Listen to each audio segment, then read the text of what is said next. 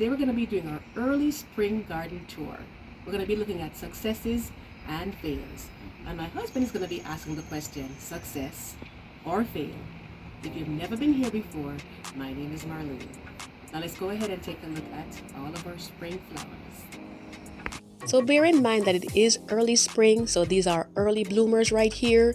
Some of the plants are still asleep and some of them are just waking up, but I did want to show you these before they faded, and this is actually a side view of one of our main flower beds. And I see these beautiful pink flowers. What are they called, and would you say this is a success? Well, this is actually called the tulip tree or the pink magnolia, and this definitely is a success because I did last season cut off some of the cross branches that were, like touching each other. And as you can see here, it has beautiful blooms covered all over. Typically, well, the flowers usually come out first and then the leaves come out afterwards. So let's go ahead now and take a look at the flower bed right here. These are looking quite colorful. It's nice to see them blooming so early. Absolutely. So you can see we have different colors like you said over here. And let's take a look at this spot right here. We have some pansies right here, the yellow ones. And there's a purple one towards the front. And I would say it's a success because we had a very, very cold winter. It went down to 10 degrees Fahrenheit and they came back. And surprisingly, my chrysanthemums, the ones that are on the top right with no flowers there, they are doing so well. So I'm very, very pleased with that. And these nice ground cover flowers, what are they called? This is called the creeping phlox, and last year I actually took up a lot of them because they were covering up so much of the flower bed, and the grass was kind of, the lawn was kind of extending over into it and making it a little bit messy. So I took up some of them, but I left enough so that we would still be able to enjoy the beauty of it. So that's a success right there. And see, here you have your lovely tulips. Yes, they are absolutely gorgeous. This is the second year that I've had them here. That one got a little beat down by the rain, but it's perfectly fine. Over here, I have my kale. It's starting to sprout or bolt because the weather is getting warmer. I see that. It all happens in spring. Yeah, that's definitely what happens there. Is that a success? Yes, I would say so. On the other hand, this one over here, this one is a failure. It's a fail. What happened to this one? Yeah, so I was taking good care of it during that same cold snap not a snap because it lasted for about a week. Watered it, did everything pretty much that I was supposed to do, but it didn't make it once the weather warmed up, so I had to cut it back. So that was a fail. Next time I'll have to cover it with one of the protective cloths like I used for some of the other plants because it didn't hold up very well. But the other things are doing good. The pansies, you can see them there, and the chrysanthemum off to the side. So I'm quite happy with it. And isn't that pansy there kind of cute with the little I call them little faces. The outside is white and it's purple inside. All colors. And these tulips right here, again, I would say this is a success because this is the second year that they're blooming and they're not really good repeaters. So normally they get a little bit smaller with each passing year until eventually you have to get some new ones. But they're still holding up fairly well. And I just absolutely love them. And they have some more blooms or some more buds that are going to be coming up. So that is absolutely wonderful. Yes, I see the phlox here. They're really nice. They definitely are. I absolutely love them. You can see how they cascade over the sides, and then once they fill out a little bit more, next year it'll be even more spilling over at the sides. Okay, great. And yes, these look like lilies. Why are they not blooming? Yeah, it's a little bit early for lilies. This is what they typically look like at Easter time. Absolutely gorgeous. And I shouldn't say Easter, after Easter, because they bloom in May. Most times people think that they bloom for Easter, which they don't. Those ones are forests that you see in the stores. So they normally come out in about May in my garden, because I'm in growing zone 8.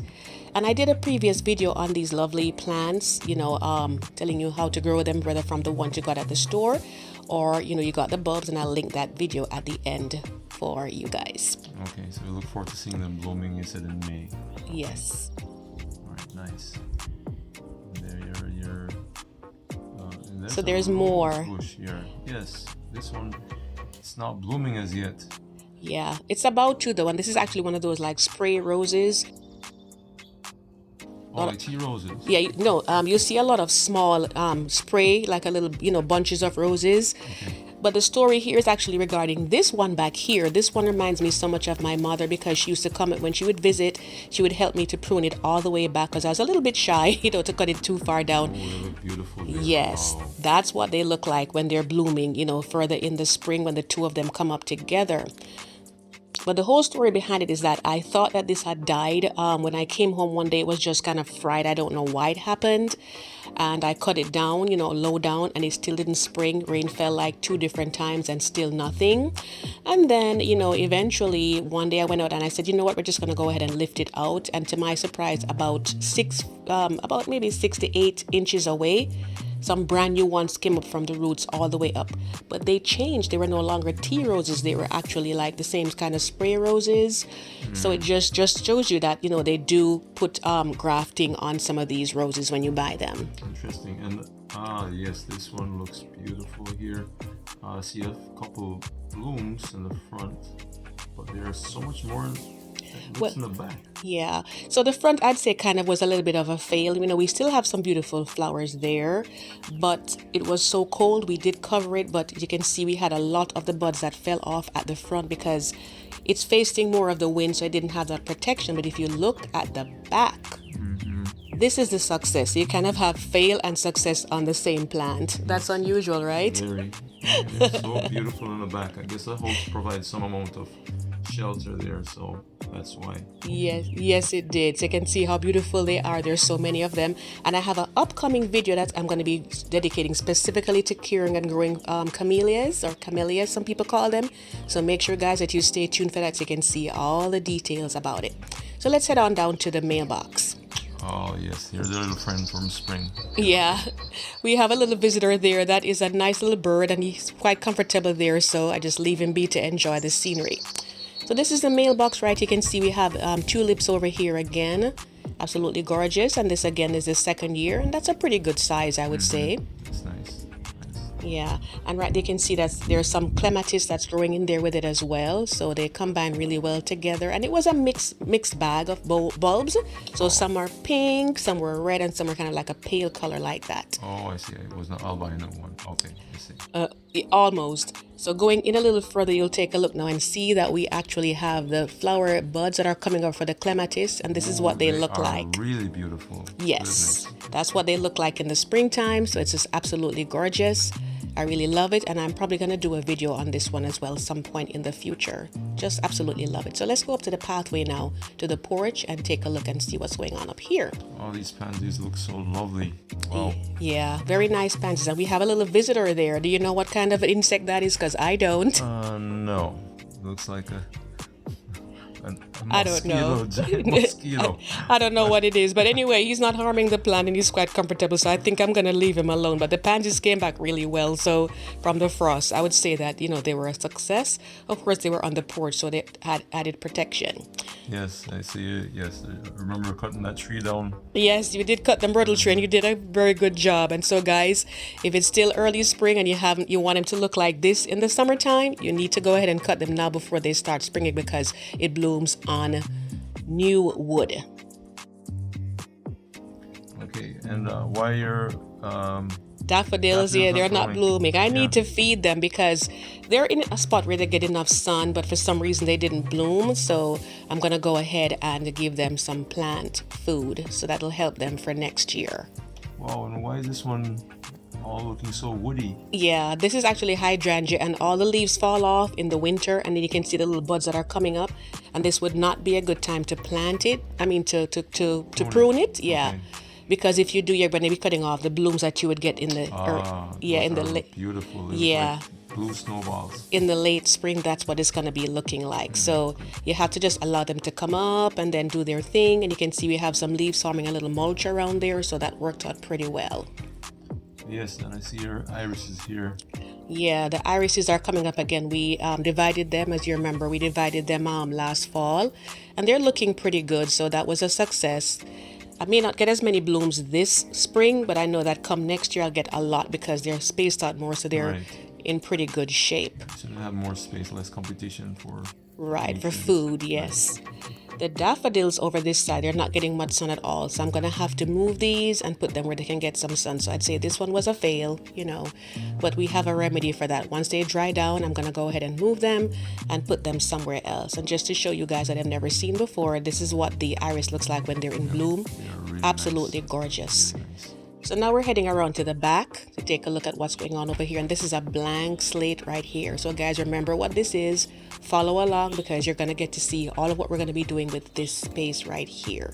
So let's take a closer look in to see what's going on the back porch. Yep, these look like they're coming up quite nicely. So they should Yep. be blooming soon, I guess. Absolutely. So these are actually some Dutch iris and I experimented with them. I took them up from the flower bed and I put them in a pot to see how they would do. And so far, I would say they're looking absolutely healthy and wonderful. This is salvia. This one is salvia right here. Very good pollinator flower. So yes, I remember those. yeah, Really nice from the garden. yes, I had moved it and because it wasn't doing well where it was, and now it is. So I'm quite happy and pleased with that. And then over here, this one is actually a fail, which we'll talk about in just a second because we have a little visitor over here. Yep, food time. Yep, the food fell from the bird feeder and he is having a good old time, and I can see that he's quite comfortable with us. So that's usually good, and I call that a success, you know, to have your birds feel comfortable enough to come around when you're actually out in the garden. So it makes a really good footage, and you can see, you know, that we have the water, the bird bath right there, so you can have a little splash when he's ready. And so he's doing pretty good there. And of course, we do have a lot of work to do on this backyard, don't we? Yes, it'll take us until I'd say maybe April. Yes, something like that. Yeah. done. And we need to get the bird feeder clean. Well, actually change. I'm going to get a newer one that I have inside. But so, okay, over here now, this is our coneflower. Another success story. Look how healthy it looks. Very shiny and beautiful. Really good for the pollinator. Yes, absolutely. This one, though, this is a fail because the creeping Jenny, those are still intact and looking good. But behind them, we had some caladium bulbs. It was so beautiful last summer.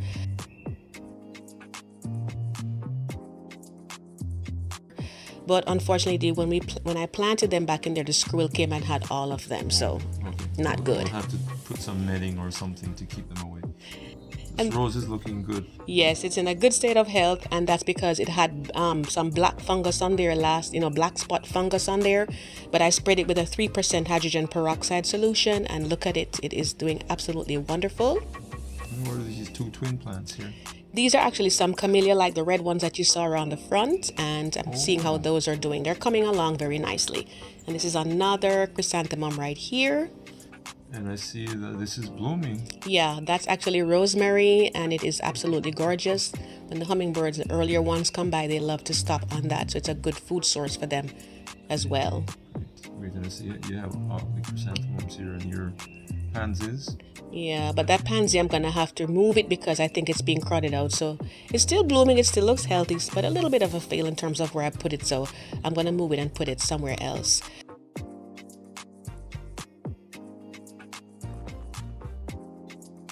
And guys, bear in mind that, if you want to follow along to see all the wonderful things that we're going to be doing in this garden, we're going to be doing lots of fruits, veggies, and herbs this time around. Be sure to click the subscribe button and tap on the notification bell twice so you never miss any of those uploads. What do you have going on behind the fence here? So behind the fence, these are actually called marsh marigolds.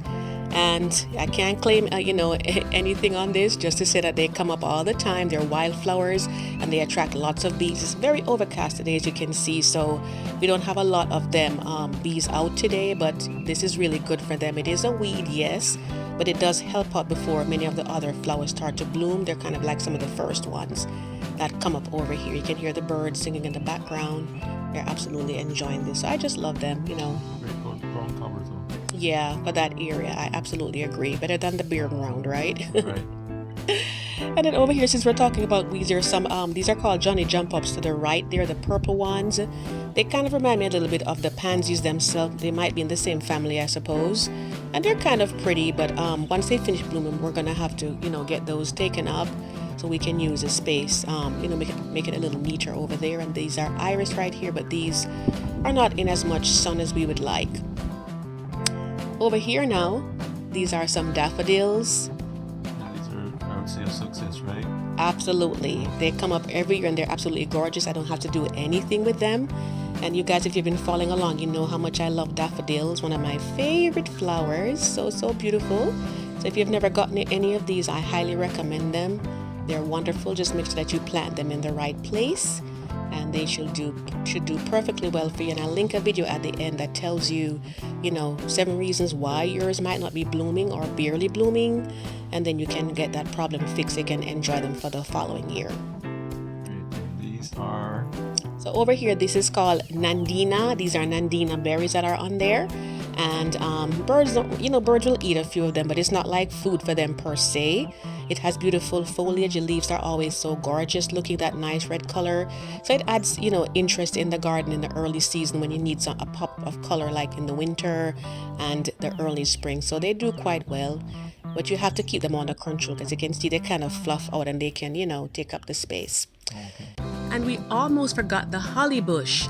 It's full of blossoms right now, and they're actually a magnet for bees. You can't tell right now because it's cooler and later in the day, but boy, do they ever come out.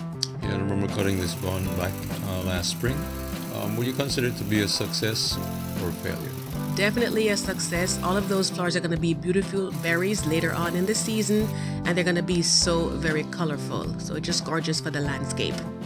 And by the way, guys, this is actually the first of my garden tour series. You've seen my garden. I'll be featuring other people's gardens as well among my regular videos, sprinkled in between, just to see what they do, what their successes are, if they have any challenges, so we can all learn from each other. And I hope that this gets you in the mood to get your spring garden going. We certainly thank you for joining us. And we look forward to your subscription, and we'll see you in the next video. Absolutely. Be sure to hit that subscribe button and tap the notification bell so you never miss an upload. So I hope you'll have a wonderful springtime in your garden, and I certainly hope to see you in the next video. Take care until we see you again.